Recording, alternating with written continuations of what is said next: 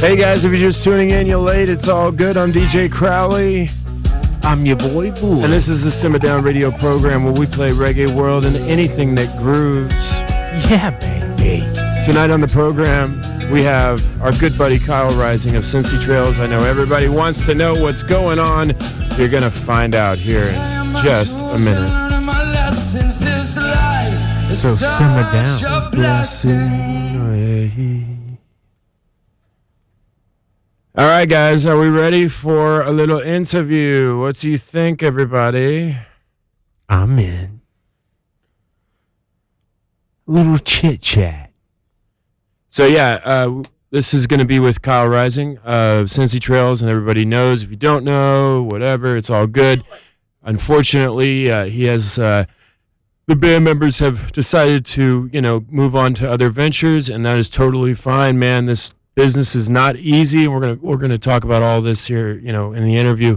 But just respect out to the band members, Kaya, going through everything he went through, the whole band. It's all this thing is not easy, and we love you, and we love Kyle, and Kyle's gonna continue Cincy Trails and his solo project like he always has, and he always will. Without further ado, here is our interview with Kyle Rising, Cincy Trails. Yo, what is going on? It's DJ Crowley here, Simmer Down live from home, and we got an old friend in the house, Kyle Rising, Cincy Trails, the passion, the one. We're in his spaceship. What's going on? How you doing?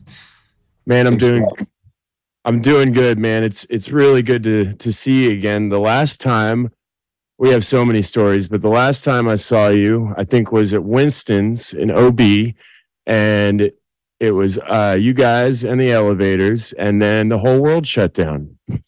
Yeah. I remember that night very well, because someone had mentioned, that was like our year where we got booked on Cali Roots, which was like, a huge deal for us. And then I remember somebody at that show was like, they're canceling Cali Roots or they're rescheduling it or whatever. And I just felt so heartbroken that night. And then everything shut down like a week later. But yeah, man, that was, what was that? 2020? It must have been then February of that year. Yeah, I think it was like March. I was like right when it happened. We were in Santa Cruz a couple nights before, and we ran into Sheehan, speaking of Cali Roots, and I had to sit down, just me and him, just randomly, and I was like, what do you think? He's like, I don't know. I don't know what's going to happen. But hey, we got through it. We're moving forward. We got a lot of stuff to talk about. Obviously, there's some things we definitely have to talk about. Everybody wants to know. We're going to get to that in just a little bit. If you're just tuning in, you're late. This is Simmer Down. We got Kyle Rising of Cincy Trails in the house, man. I want to go way back. I remember, here's another story. I remember me and the elevators stayed at your place in OBX a couple times, I'm sure. But I remember one specific moment. It was very late night after I think a show we did, and you got the guitar out and you started just kind of singing around all of us. And Jackson Weatherby looked at me and goes, "Holy wow, this guy's voice." And there was something like special about that moment. And I've always known you've been a superstar, man. But that moment when I heard that voice, I was like, wow, this kid's just so good. And he's so passionate and he's so positive. I want to know what got you into music, because we haven't done an interview before. What was that thing? What was it? Yeah, so I always tell this story of my third grade teacher would write songs and print out the lyric sheets based on whatever lessons we were supposed to be learning during that time, and say it'd be math or history or whatever. And she'd play her guitar and we would all sing along the lyrics as a class. And her theory was, if you hear a song enough, say it's on the radio, even if you don't particularly like that song, if you hear it enough, you'll retain that information. So that's what we did. We're singing along these songs, and then you're taking the test like a week later or something, and you sing this song in your head again, and you know all the answers now. And I saw the power in that. And I was like, I want to do that. And so I told my parents, hey, look, I want to get a guitar, and all that. And they're like, okay, we'll get you one, but you have to play it. So if I didn't play it, like they would take it back from me. And so, I was like, okay, I got to stick with this. I got to, and so and then I got into songwriting and things like that. And my grandparents, my grandfather in particular, he was like a hippie that grew up in Europe in the late 60s and 70s. And so he was at the Isle of Wight Festival, which was a festival, I think it was in 1970 off the coast of UK. And he was always telling me these stories about seeing Jimi Hendrix and, the Doors and all these great bands. And I was so intrigued by it. And then I think in like early 2000s, they came out with a DVD of Jimi Hendrix's performance live at the Isle of Wight. And I saw that. And I remember picking up the DVD case and seeing this guy, with these crazy clothes and all that. And I'm like, what is this? I was mesmerized. And so I would watch this video, his performance of Jimi Hendrix live. And I was like, I don't know what that is, but I want that, Yeah. And and I've been kind of chasing that down ever since, I guess. So, but yeah, that's pretty much how I got into music, like a combination of those things. Yeah, man. And you've said it before, like, I think you said it in interviews before. It's like, what's your sound? Well, our sound and my sound is constantly evolving. Like I heard this Jam in the Van thing the other day, which was really sick. And I've seen you guys live. I mean, talk about getting down and jammy. I mean, you guys go, psychedelic, rock, reggae, of course, funk, hip hop. Tell us about the idea of your sound just personally. Well, for me, I enjoy so many different styles of music. So it's hard to, I guess, put myself in a box musically because I get bored quickly as well. So I'm always exploring new sounds and ideas and emotions and things like that. And I kind of feel that that's what the whole purpose of this art form is to express whatever you're feeling in that particular moment, and it's something that it's for the artist, really. I mean, it's for the listeners as well, but it's really an expression of how I'm feeling in that moment. So that's why, I'm always changing and evolving, and so is the sound. Absolutely. Hey, if you guys are just tuning in, you're late. We're Simmer Down live from home. We got our buddy Kyle Rising, Sensi Trails in the house. We do have a lot to talk about, man, but I still want to go back to the past just a little bit before we get into some stuff, because some people may not know that when you were on the shores of North Carolina, your band decided to go a different direction, just like it has now. And you are a rare breed, man. You said, okay, that sounds great. Because, this business is tough. Like it is. It's not easy. And you packed your bags and you drove to California, to San Diego. Tell me about that drive. Well, I did it alone, and I had a lot of time to think. And it was like really a spiritual journey. Just starting a new chapter, I feel like life is made up of different chapters and different like levels, or I guess there's different ways to word that, but yeah, I mean, it was like the start of a new chapter, something fresh and something so exciting. And I always had this feeling that I needed to end up in Southern California, because I mean, really, I feel that the entertainment industry is, it's based here pretty much. It's either like New York City, Los Angeles, Southern California area, or maybe Nashville for music, and I needed to be in one of those three places. And I love the sunshine, palm trees, and ocean, so I figured I'd make the journey over here, and yeah, never really look back, and it's been great. Yeah, man. I mean, when we saw you in San Diego, to just see you thriving, man. I remember I think I told you, I was like, man, I'm so proud of you. You never give up. You're a very rare breed, and unfortunately now we've come to another bump in the road, I guess you could say, in the musical world. But you always move through. I want to kind of get into this real quick. Obviously, Kaya got injured, and then stuff just kind of starts tumbling. Tell us about what's going on right now and what everybody needs to know about Sensi Trails. Yeah, so it's like you said. I mean, this business is really tough. It's really, really tough, and there's not a lot of money involved, especially in the early stages of it. So it's hard. It's hard to make it, and basically, I mean, it's people just want different things in life. It's a tough thing to navigate through. I mean, and then of course, like you said, Kyle got in this tragic accident, and that changed a lot of things. Things just were different after that. Everything was different, and a couple of the other guys decided they wanted to do different things as well. And here we are. It's like I said before, it's another chapter. That's really what it is. And yeah, it's pretty much what it is. Just new beginnings, sort of. Yeah, it's the next chapter, and we wish all the boys so much love. Absolutely. Going forward, we love all of them. They're such wonderful people. I'm so glad that Kaya is okay. I mean, when I heard about that, it was just like, whoa, dude. Heartbreaking, man. Absolutely heartbreaking. I mean, for such a young, charismatic guy like that everybody loves, myself included, I absolutely adore every one of those guys. I mean, we had so much fun together over the years and so many memories that I'll never forget, But yeah, I mean, it's heartbreaking, man. It really is. And I wish all those guys the absolute best and in their future endeavors and whatever they decide to do next. And I hope we can connect somewhere down the road, Yeah. It's family first, man. This is a family.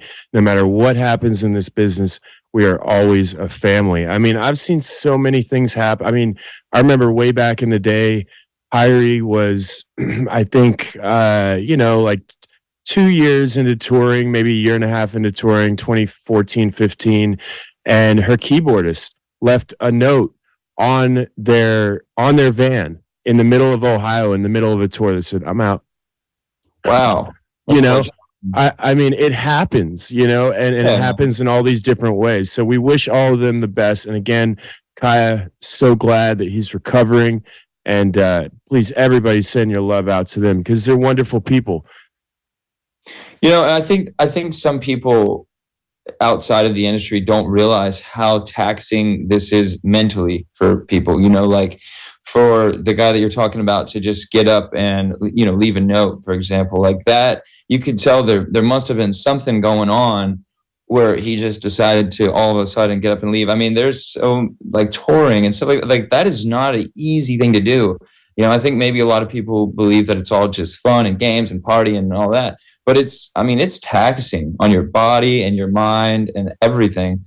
So, this is no easy job. Like this is not for the faint of heart or whatever. It's a tough business to be in. But yeah, man, it is fun though. I absolutely. That's cool how you said that. Like, but it is fun. I mean, that's what we do, man. I mean, I've been at points on the road where I'm like, I'm done. Yeah. Nope.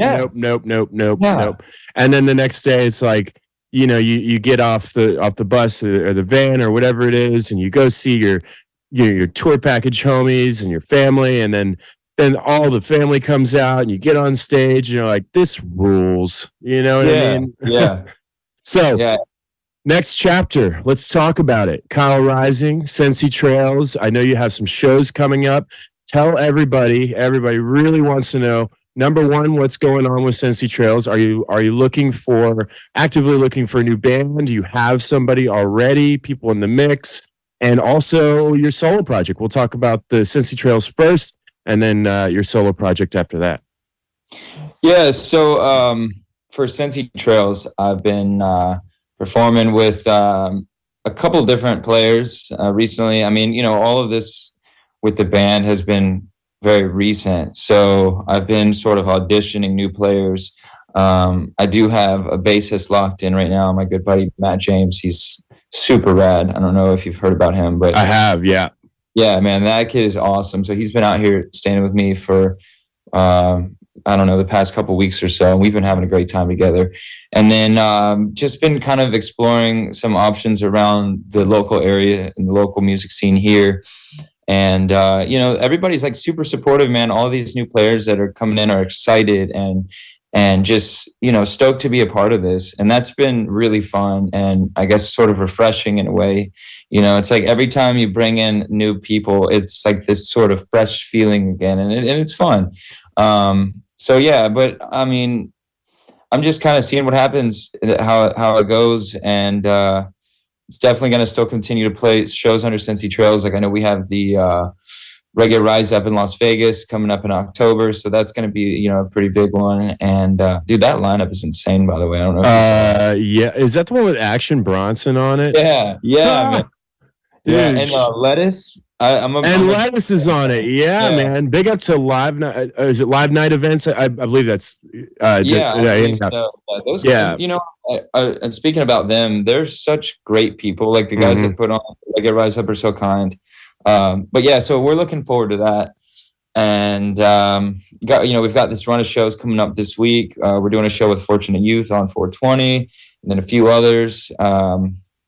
And then I'm also working on my solo project too. I'm doing like more rock and roll stuff under my own name, Kyle Rising, and really, really excited for that. I'm going to be putting together a really awesome campaign here soon to like sort of raise funds for the next album, but also give incentives for people who make contributions, like signed vinyl records and new exclusive merchandise. And people can book me to come to their place or whatever, and I'll play for them. All these fun things that I've been working on with my team, and I'm really excited for what the future holds.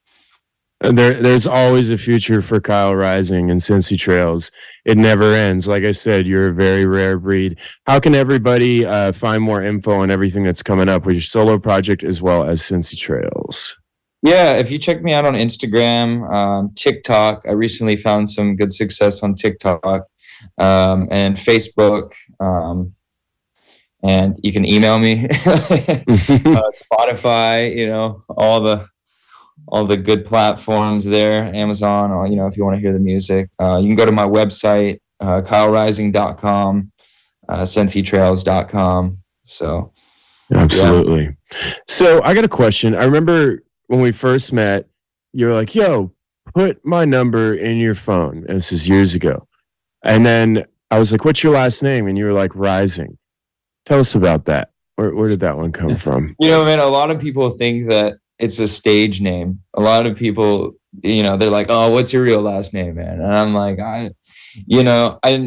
it's funny, dude, because sometimes there's been times in the past where I'll call my dad, like, hey, man, I just want to say thanks to the last name. This is like really cool, especially like with what I'm. No way. That's really your last name? Huh? Is that really your last name? It's really my last name. Kyle, I did not know that. No way. Oh, yeah. On my birth certificate, that's my last name. Yes. Well, okay. That is a banging last name. You know what, Kyle? I did not know that. I did not know that. How many years have we known each other? That's so crazy because you said it. I didn't mean to interrupt you there, but that blew me away. Like you said it, and I was like, okay, what do you want me to put in the phone? Kyle Rising. Oh, okay. All right. Stage name. He's already got it going. That's his actual. Yeah. Well, I mean, a lot of people assume that with what I do, it's like, a stage name or whatever. And sometimes it feels kind of like unauthentic or something, because people are kind of like, oh, wow, you think you're so special with your cool stage name. It's just my name. Like, but that is so cool. Yeah, man. I really like having that name. I think it's cool. Wicked. Hey guys, if you're just tuning in, you're really, really late. We got Kyle Rising. Hey, that's actually his last name. It's official. I didn't even know it. How long have we known each other? For like 7-8 years or something like that. So I was trying to think back to when I met you, and I think it was at that spot in Asheville, because I remember that green station. Yeah, exactly. Yeah, they had the green room on that sort of like RV, and I think, if I'm not mistaken, that's where we met. And that is where I met the elevators too. Oh, you met them that same day? Yeah, that's that show. Yeah. How crazy, man! A small world. So, man, we're so stoked to talk to you. It's so good to catch up with you. SensiTrails.com, KyleRising.com. Is that correct? That's right. Yeah, so pretty simple there, man. We're in Kyle's spaceship right now, and we're talking anything and everything, Sensi Trails and Kyle Rising. Unfortunately, the rest of the band has had to part ways. And, like we were talking about, this business is tough, but we are moving forward and we're sending love that direction and sending love in the direction of the new chapter. And, man, I got a question for you. I want to go a little deeper here. What's the best advice that anybody has ever given you? Just don't stop. I mean, really, that's the best. Like, you're gonna fail, you're gonna fall. There's gonna be times, and as long as you just get back up and keep going, you're gonna find some success somewhere along the line. But if you stop, then of course there's nothing more to come. So, just keep going. That's it, really. I mean, yeah, that's like the simplest, best advice I think that anyone could receive or give. And where does that come from? Where does that drive and that come from in your life? Well, I think so. My dad's a really hard worker, and I always saw that with him. And he kind of tried to teach us growing up, my brother and I. You got to work for everything you have. Like, I was never given any handouts or anything like that. Like, we always had to work for everything. And so I just kind of carried that into my adult life and feel, I don't have any other plan B. People would always say when I was younger and I was like, I want to be a musician, they're like, okay, well, you need a plan B. And I'm like, well, I don't want to have a plan B, because then I'm kind of setting myself up for failure of like plan A is not going to work. So this is all I have, man. This is all I know. Like, I'm not really good at working any other jobs. I didn't want to do a 9 to 5, so I work 24/7 for myself. Yeah.